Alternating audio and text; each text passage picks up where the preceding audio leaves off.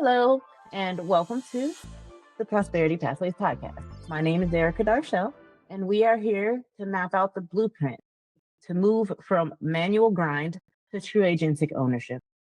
Literacy is the blueprint, but action is the power tool. So today, we're talking about building empires, but more importantly, we're talking about managing the ultimate asset required to scale these. That's human capital. Our guest today is elite HR strategist, leadership trainer, and executive coach, speaker, and a brilliant founder of Savy Resources. He focuses on helping small and mid-sized businesses develop leaders, improve workplace culture, and build stronger organizations through intentional training and coaching. Please welcome Pamela Fritz. Hello. Thank you for having me today. Thank you. So before we get started in our conversation, would you like to share a little about yourself with the audience, a little about your background and what led you to create Savvy Resources? Throughout my career, started working pretty young while I was still in high school, and I got the opportunity to work with some very great bosses, but also with some bosses that may not have been my favorite. And so really throughout that journey, even starting out in high school and college, I saw these kind of patterns repeating themselves. And then I went on to graduate and I ended up working for Target directly out of college as an executive. And again, very large organization, but I still was seeing some of the similar patterns. And I even at Target called it CAR, because I wanted something to remember it by when we're doing our action plans after our best team surveys all the time. And that kind of theme where it was communication, accountability, and recognition just kept on popping up everywhere I went, whether it be Kohl's, Wise Markets, even at one of my privately owned companies I was at most recently. And so I said, I am doing great work when I'm at these organizations and I'm helping people get promoted and I'm trying to get the best leaders in my buildings as possible. But I just wasn't quite having the impact that I wanted to have. And just in dealing with some kind of crummy stuff with relationships in high school and all of these things, and having a really great boss during that time frame and what it meant to me and how it really kept me going, I just had this vision that I could create something that's unique, that's different and engaging. And as most leaders say, they don't have time for training. So I could make these sort of micro trainings that transform managers into true people first leaders. So that's how I came up with Savvy Resources. I love that because plenty of us, not just me and you, have had this experience, and some people are still going through the experience and they think it's the normal. They think our boss is always going to be that type of person, and your boss doesn't have to be that person that you hate talking to, you cringe telling stuff to, you try to avoid on a regular basis. That should not be your relationship with your boss. Being a leader, being a mentor to you, that has been the best experience in my life. Personally, the first boss mentor I had was at my first job in high school, in my senior year. And she motivated me in positive and negative ways. I saw how her life kind of turned out and she explained it, and it helped with guidance. So having those people to turn to is definitely a key, because people are always needed, no matter how many machines we have. So looking back, what were some of the biggest lessons about your work, leadership, and success that you learned growing up? Well, I learned it is not easy to be a leader and to really have all eyes on you at all times. I remember early in my career, I heard something that I say all of the time, and it is embedded throughout my training, is what is your team saying about you at night at the dinner table? Because they are talking about you 100, and that could be very good or it could be very bad. And what do you want them to be saying about you? Even today I encounter leaders that will tell me things like, well, once they're gone, they're not really my problem. If that is your vision as a business owner, that's very scary to me. Because if your associate thinks that way about you, what do you think they're saying to all of your potential customers or clients? So I don't feed into that. I believe that you have to have tough conversations and you absolutely have to hold people accountable, but you can do it in an empathetic and supportive way, in which you're getting your associate to realize the true light at the end of the tunnel without having to be an actual bad guy. And then I also learned very early on that I really don't like to demonstrate courage. I love building relationships, and I feel like I can relate to anyone just because of some of my life experiences, and I love that. And I think that's why HR became a natural career fit for me. But I really believe that demonstrating courage is something you can get better at if you practice it. And something else I heard sort of early on is eat the frog. So take care of having that tough conversation first thing, because if you do not, it's just taking up mind and energy space until it's done. And the thing about it is these tough conversations that we all tend to avoid or try to ignore or whatever, they're not going away and they're compounding. And that is the problem, because now your top performer that you never want to leave is checked out because Johnny over there isn't doing nothing and you're not holding that person accountable at all. And for a top performer to see that, it's just incredibly disengaging. And I'm sure you have experienced something like that where you're like busting your tail and you look over and you're like, and that person just stays there for weeks, months, whatever it may be. And then usually they're the one that quits. Like they don't even get fired. They tell you they're leaving. And that's just not the right thing to do, because it's just setting the example that this is the behavior you tolerate. And I had to learn that early on because it was impacting my team. And if you're a good leader, you don't want only what's best for you, but you thrive on what's best for your team. Right. That's very true. I've had that experience, especially since my early career was in food service. And because you're in HR, I know you fully understand food service has the highest turnover rate for a reason. It's mostly seniors, college students, and high school students, which is not actually a good mix of people. So, and then you mix that with the general public wanting what they want and not being empathetic with the people who work there in high volume situations, it becomes chaotic. There's people walking out. I remember at one restaurant, we had the dishwasher and we did not have a machine. We had the person walk out on Thanksgiving. And it's a restaurant on Thanksgiving. You would think it'd be dead, but there's a lot of people who just go out to eat instead of cooking. So it was horrible. So we were there till almost 2 a.m. finishing up dishes. Horrible experience. So in your career span in HR and now entrepreneurship, what specific experiences or turning points ultimately led you to step away from corporate and start your own business? I tend to be on my more always for the company I work for. Let me start by saying that, because as HR, you are for the company. That's who's hired you and pays you your check. But I am incredibly empathetic towards my associates, as I believe any good HR should be. You grow to kind of take their ailments, their concerns, their fears, their discomfort on your shoulders, and it can be heavy. And I think when I have leaders in roles above me that don't always align with that viewpoint, I can tend to get a little bit disengaged with the corporate life. So if I have like a chief officer of mine that wonders why I am so caring and empathetic towards my associates, that is a big turnoff to me. And that is when I'm kind of like, I need to be doing more. Because the world needs to understand this, or at least our country needs to understand the importance in this, because I think some countries have it a bit better, that if you take care of your associates, they will take care of you. Yes. If you poo-poo on them, they will do the bare minimum to get by. And you're not getting the productivity. you're not getting the engagement, and you're floundering at that point. So I just really find that to be the reason of I'm like, okay, wait, my vision and my ethics and my moral compass is not aligned.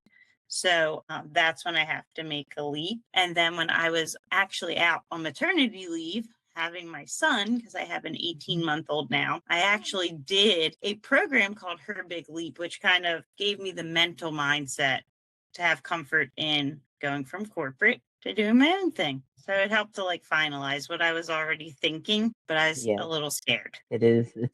Any change is scary. So kudos to you for making the jump, because sometimes that fear is paralyzing. And so people suck it up and they're in miserable situations because, yes, they're miserable, but they're comfortable at the same time. Hey, I already make enough to pay my bills. Why would I do anything else? So you could be happy and pay your bills. There may be a period where you can't pay your bills, but you will be happier. Yeah, and I think when you say that, my husband's a little bit of my inspiration. So, like 2.5 years ago, he left corporate and was very brave and bought some franchises and a vending machine business. And he's like kind of all over the place, that guy. But seeing him do it and seeing him do it successfully and with grace, of like not getting in an uproar or in this scared mentality and knowing we're going to be all right. I had to stay where I was at for a time, right? To make sure his businesses are actually going to have money coming in. So it made it even more scary because it's like, well, now we're both, we're both gambling on ourselves. But he said something that I'll never forget. And it was, what's the worst case scenario of you going on your own? Like, we'll be back to our present day reality and it's not that bad. And then I'm like, it's very true. I'll just find another job and we'll be right back to where we are. And that gave me a lot of courage and a lot of inspiration, to be honest. Yeah, I think that was a moment for me too when somebody else said that. It's like you're scared to make the leap, but the worst that can happen is that you end up right back where you are and you already don't like where you are. So just try it. Always worth a try. It's like when I'm coaching my son on career, like picking his career. And then sometimes when we're talking about it, he's like, I have anxiety. I don't want to choose right now. I didn't tell you to choose. I told you to try different things now.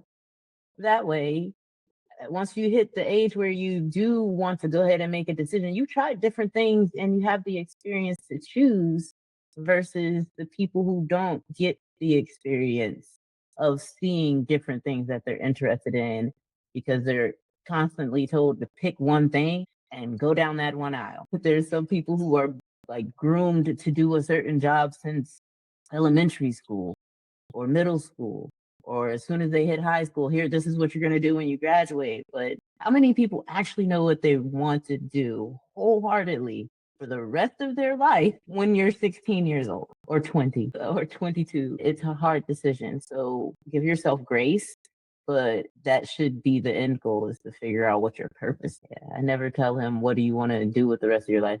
What kind of influence how do you want people to remember you when you're gone? I love that. Yeah. Yeah. So that was the biggest thing. Like, what kind of impact do you want to leave on the world? And then we can figure out how to get to that from there, because that's something I know will stay with you, right? The purpose we live in is something that you thought about since you were probably 10, 11, 12 years old or younger. So my next question for you, moving from corporate executive to founder requires a massive psychological evolution, which we touched on a little bit, right? What was the absolute biggest mindset shift you had to make when you went from employee to true business owner? So anyone I've ever worked with throughout my career would say I am maybe a bit pessimistic. I like to say realistic. I am a realist. They would say my husband's words exactly, because we met at Target when we worked together, but his words exactly are, you are the most positive, negative person I've ever met in my life. You can be like, the walls are falling down. It's just really weird how you can do that. What I would say I had to realize is I have to be positive. I have to have complete and utter faith that this is going to work. This is my purpose in life, and come heck or high water, I am going to make this a success. And he is so shocked that I have remained as optimistic as I have, because it's been 7 months since I left corporate, a year and 2 months since I started the business. And he is like very amazed that I am just like every day going and networking, every day working on my program, every day talking to new people. And he is just like really blindsided by it because he thought I was going to be my old realistic self. But a lot of it I've done through a lot more reading. There's a great book by Carol Dweck called Mindset, and that was like literally a life changer for me. I was a very fixed mindset, I have learned, and now I am a growth mindset. And you don't have to be a growth mindset in every area, but if you haven't read that book and you have demons or you have things that are holding you back, I really recommend it because it just makes you realize that's all just in your head. It's not like a fixed thing. You're just trained at a young age to have some of these fixed mindsets, and they don't have to be true for you anymore. So I definitely think it was just making myself be more positive, but also doing a lot of self-work, whether it be through that Her Big Leap program, which really made you get into the mental mindset, reading, just listening to different coaches or mentors and finding out how others have succeeded in the past is just key, I think. Yeah, that's very good. And books are always the best help. I was going to say the older they are, the better, but not necessarily. Certain ones, yes. And the only reason I say that is because when you read them, you realize the same stuff is happening. Nothing's really changed. So why not read it and pay attention to it? If it worked then, it will still work now for most of this stuff. The big changer for me was a book I read when I was in my 20s, early 20s, called The Purpose Driven Life. That one definitely changed. And then another one I read a couple years ago is You Deserve to Be Rich, which is on the New York Times bestseller list right now. So, and I have an autograph copy, so it's cool. Very awesome. Yes. Personal development, as far as reading, that is also a big thing that's missing. And I think that's most of the reason a lot of people stay in their fixed mindset is because reading is so associated with school. And by the time everybody's always told when you finish. So in their head, they're thinking when I finish school, I don't have to do anything that reminds me of school anymore, which is reading and writing and everything you need to actually work, build a business. That's very true, but they make it much easier now because like my husband does not like to read. Listen to that on Audible or a podcast or whatever. They've made it so easy. And all these long car rides, like just plop something on, Yes. There's plenty of books that are only 2 hours or so. That way you'll be finished by the time you get there. I love Audible. That is my go-to. I'll have the audio version as well as the print version because I love paper. Me too. Audible is my best friend. I was just listening yesterday. But I have a print book on my desk right now. So when you looked at the landscape of small and mid-sized businesses, what exact problem were you seeing in organizations that made you believe Savvy Resources needed to exist? The biggest thing is definitely that accountability piece. And I heard that again and again and again. And it's like, well, I don't really feel comfortable. Or the leader I hired just isn't holding people accountable. Or how do you do it? Like, how do you find the time? And how do you do it in the right way where you're not just barking at someone because you're frustrated with them? And that's when I was like, yeah, this is a big problem that's costing companies just so much money and time and turnover. And it can be very easily solved. If I can learn how to have a tough conversation with someone, which it literally makes the inside of my body like feel ill, then anyone can do it. And I say that seriously because it's like literally my least favorite thing. Like I have had to let people go and I am crying beforehand and I am crying afterwards and I just don't cry during because it's a horrible thing. But you have to just be so candid with people that it's not a surprise. But I definitely think that is when I was like, we can do so much better. We're just not. We're complaining people aren't hitting their goals. They're not doing this. They're not doing that. And we're not holding anyone accountable. And furthermore, we're not holding ourselves accountable. Mm-hmm. And that's the other thing. Owners have a lot of ego. And sometimes you have to put your ego in the back seat and you have to listen to your team and be willing to take feedback too. And that is a huge challenge. So again, that's a lot of what the program goes through is like you have to hold them accountable, but you have to hold yourself even more accountable than you're holding your team to. Yes, because I think in a previous conversation we discussed small businesses and mid-sized businesses not having the proper systems put in place. And if you don't have the proper systems and somebody messes something up because they didn't know, is it really their fault? I've worked for those type of owners before where it's like, oh, why did you do this? And da da da. Well, you verbally said this and this. Well, I still meant for you to do that, but that's not what you said. You approved this for the budget, so I ordered it. And then when it got here, you're like, why'd you order it? Because you approved it in the cycle. It just happens, and they're not even fully paying attention to what was supposed to happen. And so that's, for me, that's always the first step, is creating those proper systems and proper training, because especially when I was working in hospitality management, is proper training is key. Can't be rushed. If you don't cover all the edge cases, you can't get upset when somebody comes to ask you a question like, oh, I thought you were trained. I was trained. This wasn't covered. So you worked with these leaders across so many different industries. From a people operations lens, what separates organizations that thrive with and scale from those that constantly struggle in chaos? Well, again, I'm going to go back to my little company car framework, chugga, chugga, chugga. So when you think of the company car, communication is really the engine of that vehicle, right? It really keeps the vehicle able to move and going, right? And then you have accountability, which is the steering system, and it truly keeps the car on the road, able to go in the right direction. And then you have recognition, which is the fuel of that car. Without recognition and fuel, a car does not run. It can have an engine and it can have a steering system, but if it doesn't have any gas, it's not going anywhere. So I really think everywhere at work that one or all of those components are not right. And that is when you start seeing the company stuttering, the company stalling, the company not going where it needs to go, because people can only do so much. But if you're not giving clear expectations and you're not doing readbacks, or you're not having huddles, or you're not having touch bases, you're not going to get where you want to go. The car just cannot sustain. Like it won't get there. So those are like the big things I see. And I think like when I think of fuel, even I've come up with like a little acronym for that, because it's so much easier to remember things when you have like these words.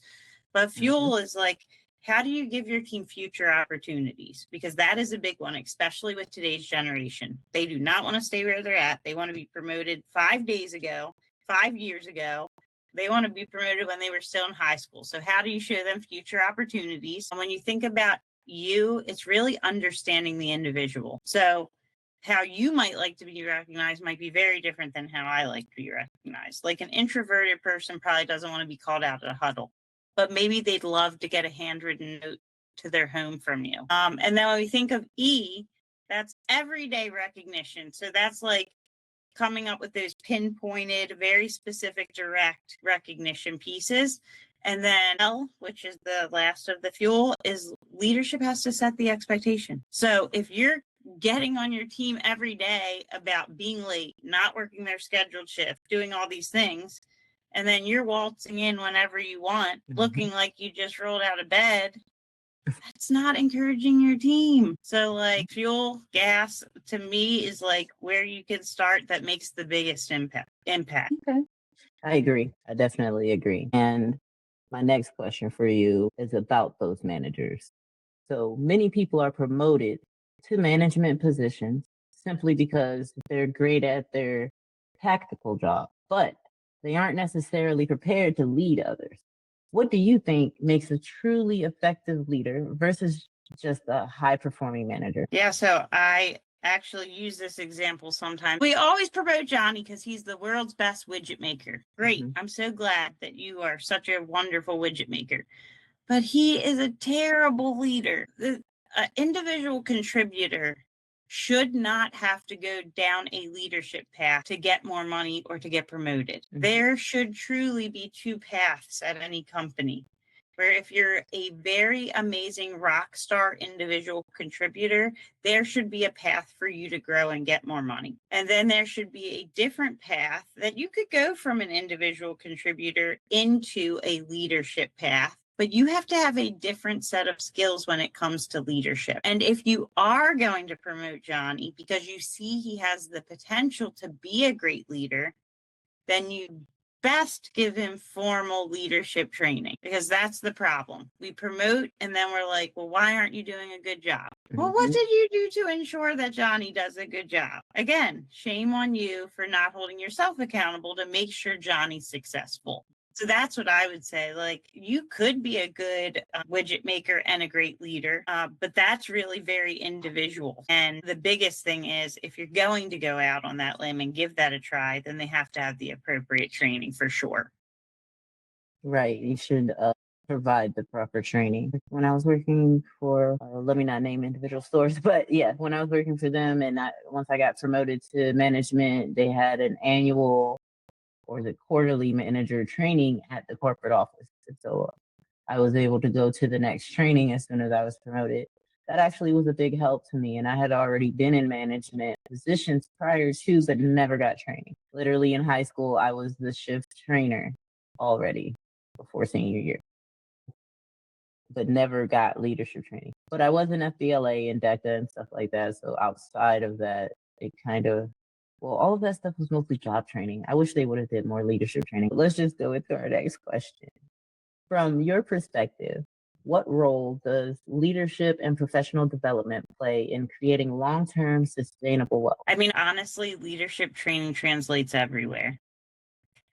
That's one thing I will say. I was with Target for 10 years, and when I was there from 2006 to 2016, they did a great job of giving you true leadership training. And I feel like that's carried everywhere I went, whether it is having tough conversations at my children's school, getting on boards of directors for even PTA related things. I just think it's so transferable, and it helps you to feel more confident, to be able to have conversations like this. Like, people might be listening and saying, they rehearsed all these questions and answers. And like, we didn't at all, because having these true trainings teach you to be able to have these simple conversations. Whereas if you don't have it, it's not transferable. And I think all any of us want to do is set our children up for success, or our families up for success, when the day comes that we are no longer here. I loved what you said earlier about your son, and like looking at that end result. What will they say about you, at your funeral, when you're whatever, like that is so true. And we don't think about that enough. You should have the end game in mind and work back from that, because truly, I'm just here to make the world a little bit better. I can't control everything that's going on in this crazy world in which we live. But if I can make it just like a little bit better, then I am happy. And if I can leave some wealth for my children, then I am like way happy, because that wasn't something that I was given. Like, my parents did everything they could, and they helped me with my undergraduate degree 100%. My dad had to work a lot, and they went into a lot of debt to help me with that. But I love and appreciate them for that.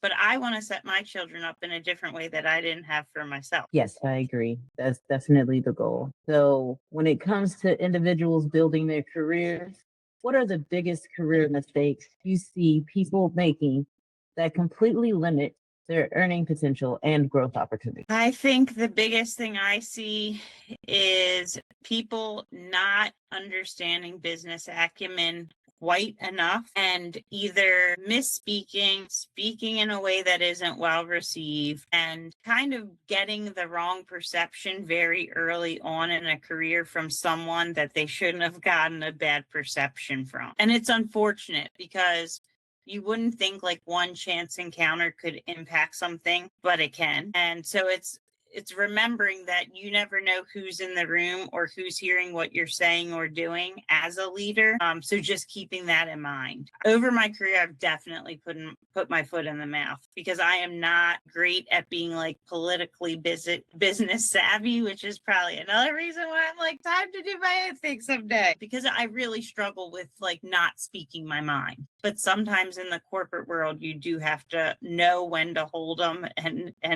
know when to fold them. Sure. That's the big thing in work, period. And I think that is why a lot of this current generation feel like, I don't know if they have more or less empathy.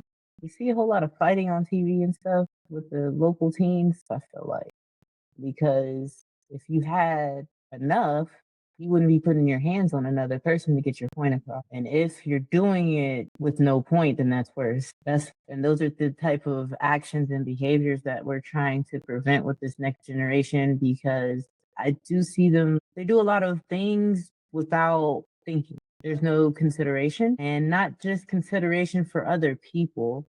If you want to be that self-centered out there in the world, I'm going to put everybody in the bucket, right? If you just want to think about yourself, consider your future. What's going to happen with you in the future if you continue to behave this way? If you continue to do this XYZ, what are all of the consequences that can happen? Not the stuff that you're, oh, that would never happen to me.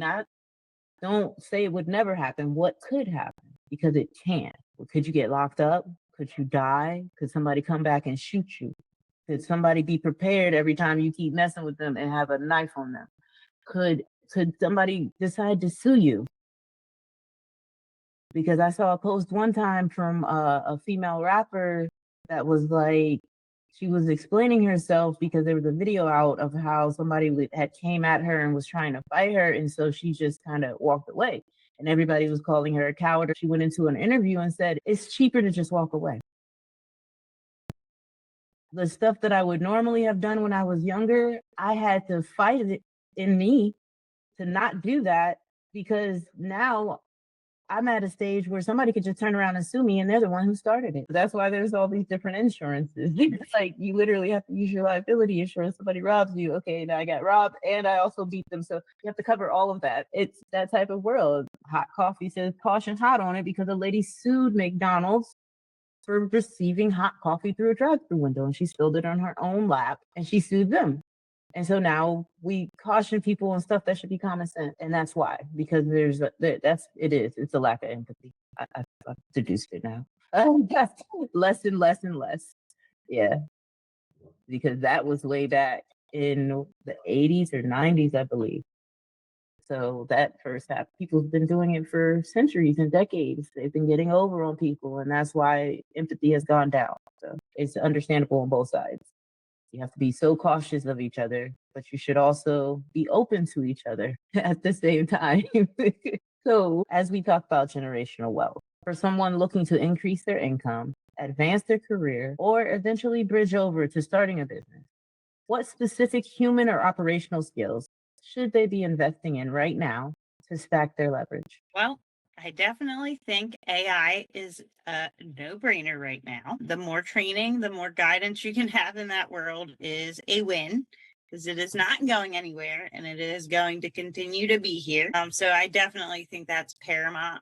I think any type of leadership or self-development skills you can gain is a huge win. I really like what you were saying with the empathy thing. You know, we all have to do better at realizing the news, social media, all of that. As I'm telling my 6-year-old, it's all fake, right? People don't hate each other as much as they want us to believe. And we have to have empathy. Not everyone's going to agree on every single thing. If you sit down and have a conversation with your fellow human, you'll find that there's actually a whole lot of similarities. I would say the ability to talk and to connect with others, the leadership, and definitely AI, 100%. And I'm glad you mentioned that, because if the audience does not know, I am also CTO, co-CEO, and co-founder of Flowbot Forge, where we offer AI training to founders and the tech curious so that you can upskill and develop this new stream of income through AI and agentic workflows. And if you don't know, just follow me on Instagram. And I also have a Substack. I have several different publications. So that will be in the description. So because AI is that's the era that we're in now. We are officially in the agentic era where AI and automation are changing the old ways of doing business. And professionals have to realize that and embrace it at some point. We're still in the fear stage. And so, we'll progress through that slowly, just like when computers came out. And then before computers was cars, radios, everything. We've gone through this cycle with everything that we love, know now today. Cell phones, all of that stuff, the whole wave of, I remember. So, what do professionals need to do right now to ensure they remain valuable and competitive over the next decade, besides learning their AI skills? Yeah, I think it's just how can you continue self-learning? Your company's going to do as much as they can with giving you leadership training, or maybe they don't give you any. That might be the position that you're in, but you can still upskill yourself. I mean, now you can read books, you can listen to podcasts, you can go on YouTube and almost learn anything you need to learn. So how are you developing yourself? One thing I'm doing for fun is I spend 10 to 20 minutes a night learning Spanish, right? We live in a country where Spanish is very prevalent, and I am human resources. And if I want to be a human resource to the best of my ability to my Spanish speaking associate community, which everywhere I've worked has some that are predominantly Spanish speaking, how can I really help them if I can't communicate with them?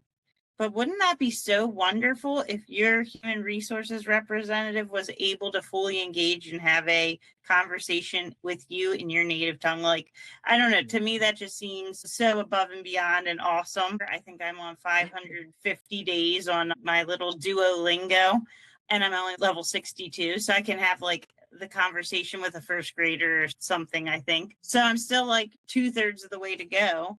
But I do feel like I'm accomplishing something. So like I said, every night, every day, do something, even if it's 5 minutes. Yes.